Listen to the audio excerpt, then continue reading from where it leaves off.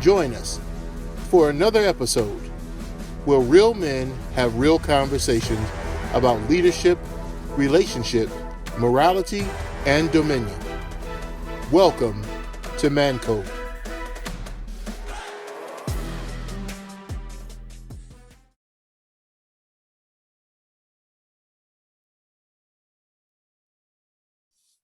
What's going on, everyone? Welcome to another episode of Mancode. Man, we appreciate you all joining us last week. We had a great topic about the attack on manhood, and today we are going to follow up that same discussion, but we're going to look at this from a perspective of training boys to be men. But before we dive into it, let's go around the table and everybody introduce themselves again. Well, good evening. I'm Malcolm Crawford. Good to see you guys again. Danielle Lewis. Jonathan Russell. And I'm Austin McMurray. Again, thank you all for joining us. And remember, if you are enjoying this content, please make sure you like, subscribe, share, turn on your post notifications. So when we put new videos out, you guys get alerted about it. And you can help us continue the conversation of Mancode, because it definitely doesn't stop with us. It's a conversation that can always be had. So let's jump into it, fellas. Man, training boys to be men. I feel like that's a hot topic right now. So all of you guys are fathers. I'm not a father yet, but I've been around, young men. And so what are some challenges in raising up sons, having nephews, young men at your church? What are some challenges coming up for young boys now? Well, I'll start off with that one.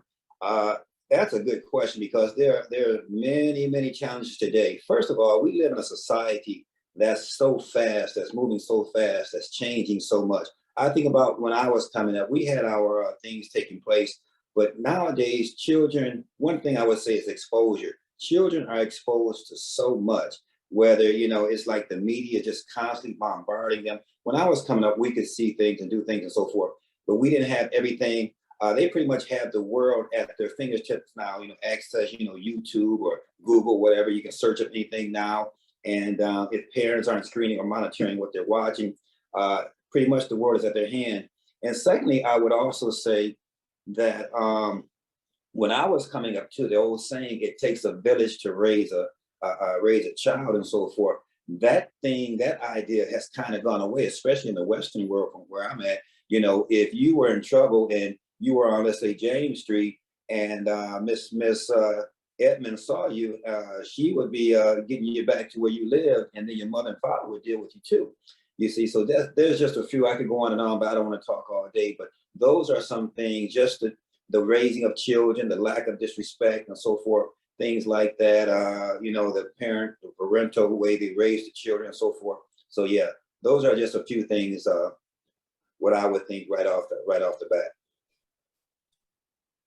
If I could jump in real quick. One of the things I think is a challenge for me is the educational system that my children are in, and the ideologies and philosophies that the educational system is imposing on my children. And then it allows me to have the conversations, but I can see that there's this tug of war between authorities, because we're teaching our kids that our teachers and principals are authority figures, and they should listen to them.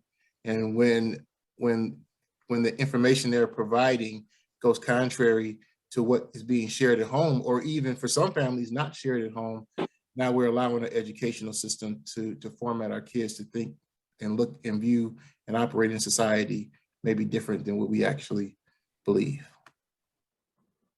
Y'all made some very valid points. I really y'all can nail the coffin on that, but I think one of the challenges versus when I came up, now we had exposure to pretty much everything. But the kids today, their exposure is, like you alluded to, Pastor Malcolm, it's in their hand. I'm not gonna tell myself too much, but we had to sneak, magazines and different things for certain nefarious activities, and, go around, they could pull it up on their phone. So I think the danger of having access is really one of the problems that, as parents, we definitely face. And I'm on the grandkids now. So obviously that's a concern because again, the influences are so rampant and they're so subtle. And it's a matter of just instilling the right things in them so that when they see something, they can identify that's not right. Right. If I can just jump in a little bit more too, as to Danielle said, because I've been retired from school teaching for 5 years, and I got back into it recently as substitute teaching. And he's absolutely right. You know, they, as he said, they teach their children to, listen to teachers as authority figures and so forth. But even to the contrary of that, sometimes I believe there's a lot of parents that sometimes say, hey, you may not even have to listen to what that teacher is saying, because I tell you, I've been called I've been called names already.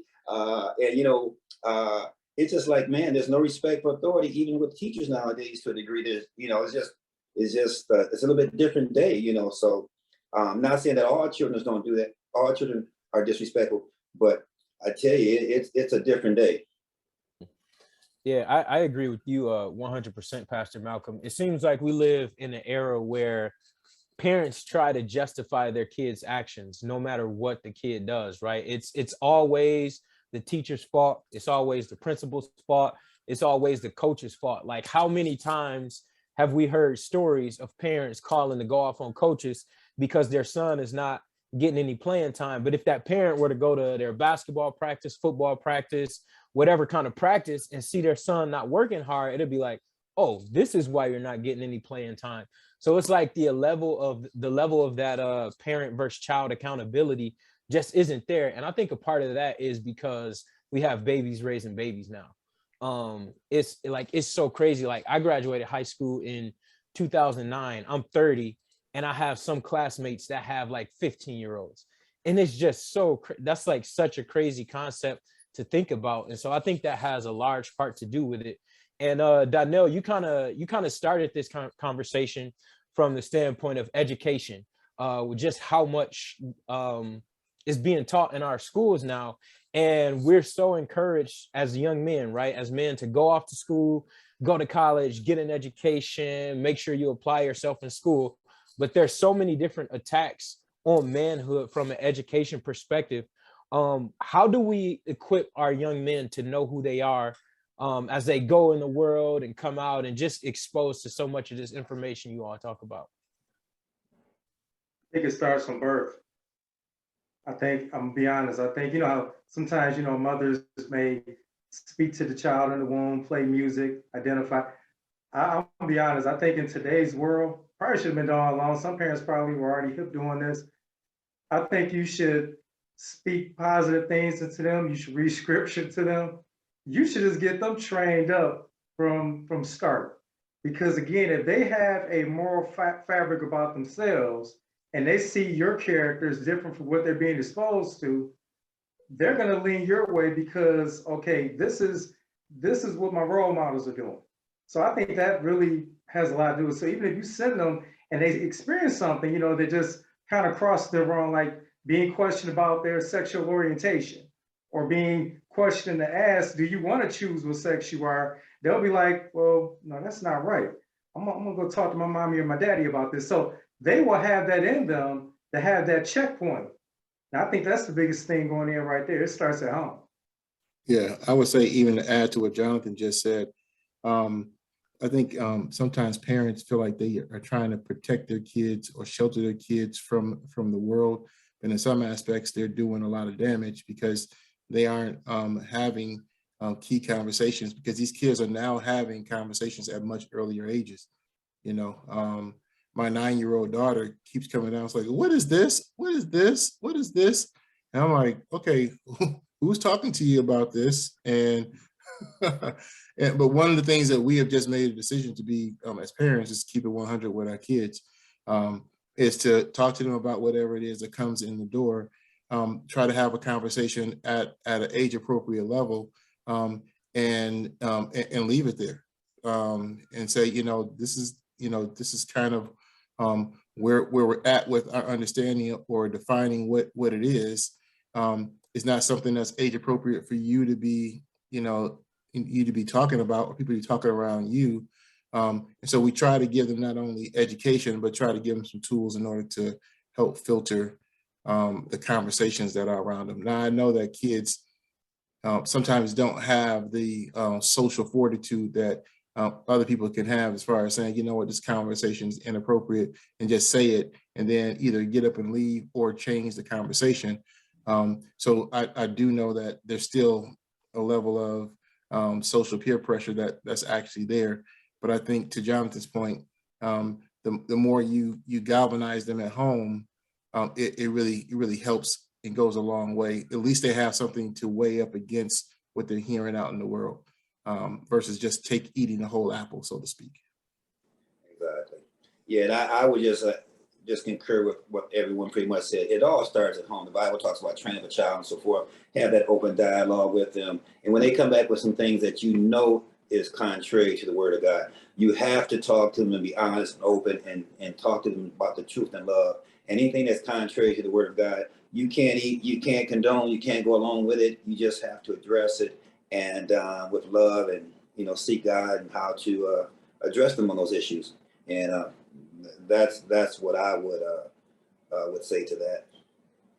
Yeah, if I could add in, I would say, and some people might disagree with me on this, but the concept of "you ain't one of my little friends," right, from a parental perspective, I think is wrong thinking, because if you have that type of relationship where you're just always beating them down, always saying like, I'm your superior, I'm your authority figure, you create a culture where that kid can't be honest with you, and not just in parents, but just in adults interacting with youth in general. And I think it's so powerful when a kid knows that they can trust an adult with some of their most deepest, darkest secrets, and can be vulnerable with them and tell them what's going on. And like you all said, I think it's a matter of us having the conversation with them first versus the world having the conversation with them. Because we're coming from a spiritual perspective and what God says about our identity, where a lot of times the world is coming from a worldly perspective. And one of those things is what's gender neutrality, right? Like, we look at some clothing stores, it's like no such thing as a boys or girls section. Pink is not only a girl's color, blue is not only a boy's color. And with that, we're starting to see, I feel like, a lot more young men getting into playing with dolls, doing all of that kind of stuff. So would you guys let your son play with dolls or anything that's kind of deemed to be girly in a sense? So yes and no. Okay. Yep. See. Yeah, we might have a good one on this. Yeah. Yes, we are. The reason why I say yes and no is because one of the factors that we have with the whole toxic masculinity is that we don't teach young men about being domestic. When a young man learns how to take care of a child, understands the dynamics of taking care of children, then he in his head has an understanding that the process of not only making a baby is not just me jacking off or me having a good time, but that there is a family dynamic to relationship. Women have that understanding because as a child, they're groomed. My daughter has a kitchen and a dollhouse and dolls and baby dolls upstairs right now. Accessorizing and changing clothes and changing diapers and feeding babies is what is almost like the indoctrination of womanhood. But if a young man doesn't have that same understanding, he feels that that's not his role. He feels like he doesn't have any connection to that. I think that's why men or young men have the ability to be able to walk away, because he says that's your problem, because he's never been connected to that side of things. And so wearing dresses, definitely not. Playing with dolls or with babies, to be around them as part of a connection depends on the play, but everybody played house. Me growing up, we said we were playing house. There was always, I'm the daddy, and we always knew that it was always going up in the corner, hugging and kissing up on some female. Once again, it was what was indoctrinated. It was what was trained up to think of what was the role of playing house, what my role was, what I did and what I didn't do. So that's kind of where I'm at. Now, the whole playing house thing, we all did that. But Right. Again, we did it with nefarious mindsets. Exactly. It wasn't the learn about being the father. You know, you try to get your feelings in. But I have to agree with you. Now the thing is, I look at that a little bit different. Now I agree with you. I would not let my son play with a doll, anything that's overly girlish, because again, I'm trying to rear his character in that of a strong man. So no, these things, no. Now, as far as the whole domestic issue, I think that's a parenting thing. Now, it may be a thing of having to take extra time, but growing up, I always saw my mom in the kitchen cooking. My dad would even whip stuff up too, but I would always hang around because I was a greedy kid. So I wanted to learn how to make things. So again, I think it more has to do with the style of parenting and introducing your kid. So if they see you in the kitchen, you know, your boys don't always sit along, go and get out of here. You know, if they're watching and they're interested, bring them over, show them what you're doing. You don't have to let them light the stove, but at least get them an idea that this is just not a woman's job. I had younger siblings too, so yeah, I was involved in changing diapers. But again, that was something that I was learned and instructed to do. So it more so really is about your parenting style and really the exposure you give to your kids. The more you can expose them to men clean up too, you know, men wash dishes, men do the work around the house as well. This is a shared thing. The more of a balance a young man you'll actually come out with. It's my take. But very good, very good. Well, let me touch that domestic piece first of all. I think that's great. I think men should be, young boys should be taught up to learn how to, you know, clean house and all those types of things. Now, getting to the issue of dolls, I would say we have to define what a doll is. Now, I'm not going to let my son play with a Barbie or a Ken. Now, if we get a G.I. Joe or action figure or something like that, that's a different thing. You see where I'm going with that? So we have to define that thing there. But even getting back to when I was in school, like I say, some of our mindsets are defined and developed by our peers we come up with. When I think back when I was in, I would say early, maybe high school, it could have been ninth grade or, you know, whatever, but they had classes like we call it electives. You had home ec, most of the girls took that. And you had shop. Most of the boys took shop class, you see. But sometimes every now and then a boy might take home economics. And we thought that might have been a little bit, you know, shaky. But when you think about it, you know, I think that's a good thing now because he or she is learning how to cultivate those particular schools. Let me give you an example. When I was growing up, I played piano when I was young. And then, you know, when I was in fourth, fifth, sixth grade, I was decent. Used to play at recitals. But when I got to seventh grade, we started sports. Mom, I got to get out of that, you see, because now it's time for me to start you know, getting into football, basketball, and all those type of things. And I thought it was kind of girlish. Looking back on it now, I wish I had maybe stayed with it because those are great skills to have. But it's just a mindset, and nobody really set me down and explained to me. If they did, I wasn't listening, but I was just, you know, thinking about, hey, that's a girl thing, you know, and hey, I don't want any parts of it, you know, even if you were like in the band back then, you know. It's just society has changed. I think about even today in football. It might be because of shortage of numbers too, and I'm going to get off this real quick. But some players, they would play football at halftime. They would play football during the game, first, second quarter, and then at halftime they go in and play in the band. There's no way when I was playing, hey man, no, you can't go play in the band. We got to talk about halftime and get you ready for the next quarter. But see, things have changed. You know, it's a different day.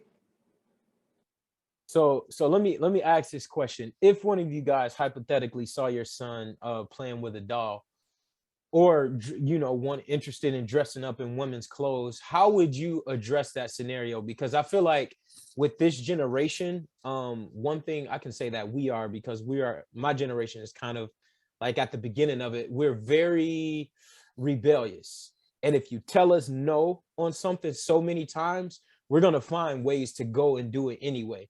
So if you saw your son, nephew, cousin, whoever doing this, you know, playing with dolls, dressing up like a woman, how would you address that in a way where it would come off not as abrasive and cause them to eventually rebel?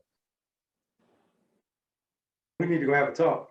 Like, come on, first thing we do, it depends on what they're doing, but it wouldn't be something I would overreact to because I wouldn't want to break their spirit and I wouldn't want to scare them. I definitely would want to introduce that, you know, this is not proper for you to do. But it's a subtle way I would go about that. Like, come on, let's have a talk real quick. And that's when I would start that, like I would really get into the defining of gender things at that point.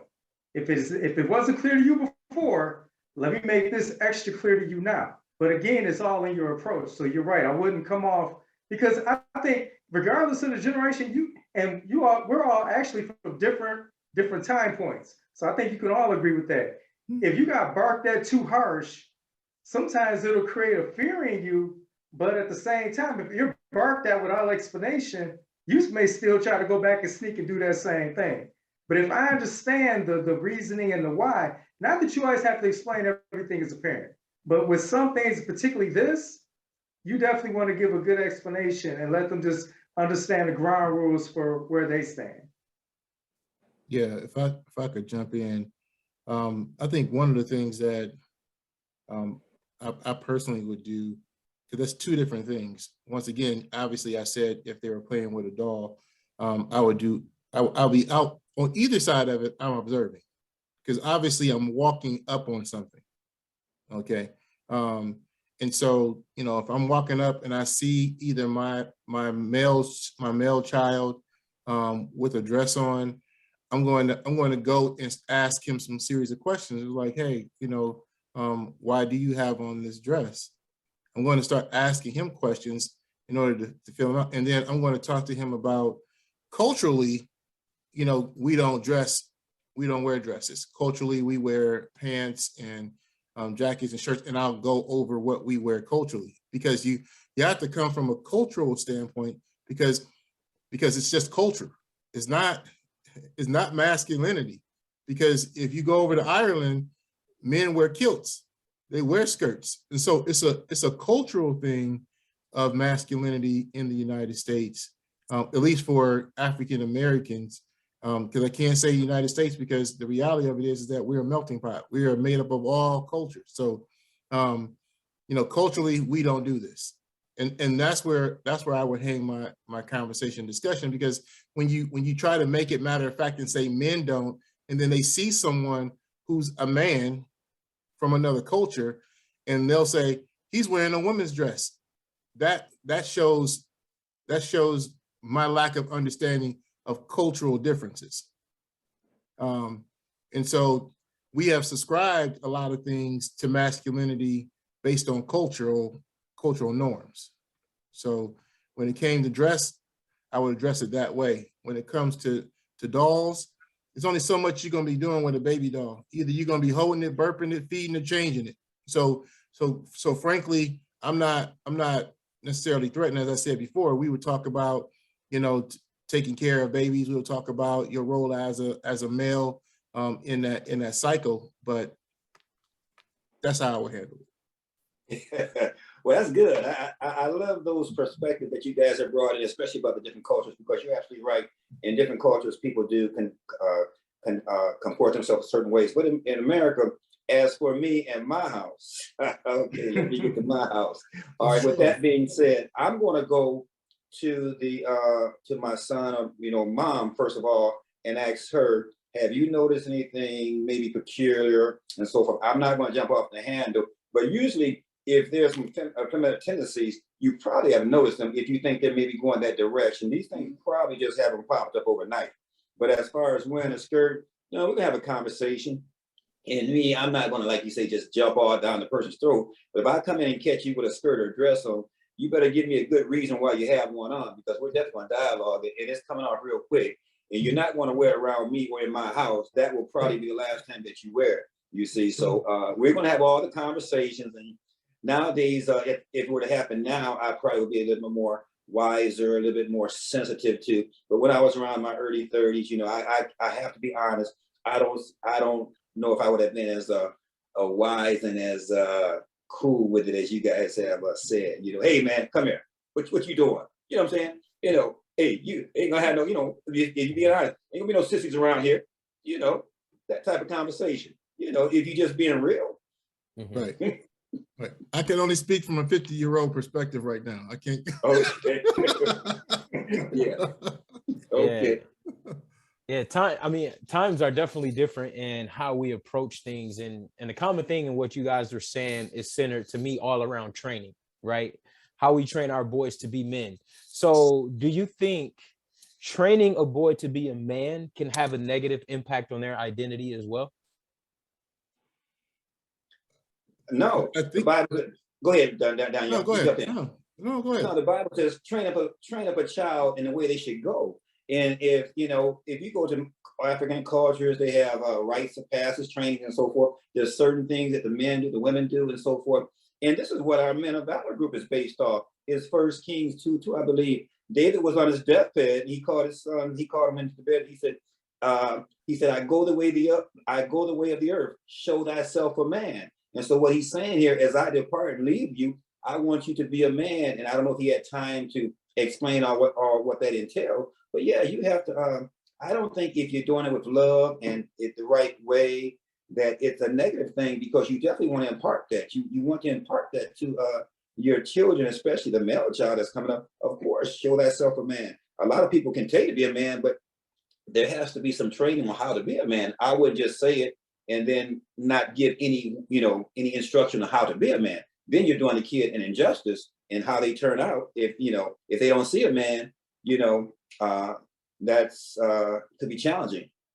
Yeah, sure. Well, listen, we appreciate everyone for joining in on this conversation of the attack on manhood, training boys to be men. Listen, flood the comment sections. If you have our numbers personally, call us, text us, and tell us what you think about this conversation as well. So remember to like, comment, share, subscribe, and also turn on that post notification. So when we drop new content, you all are the first to get it. So we appreciate you all for joining us. We'll see you next week, same time. Remember, keep the man code.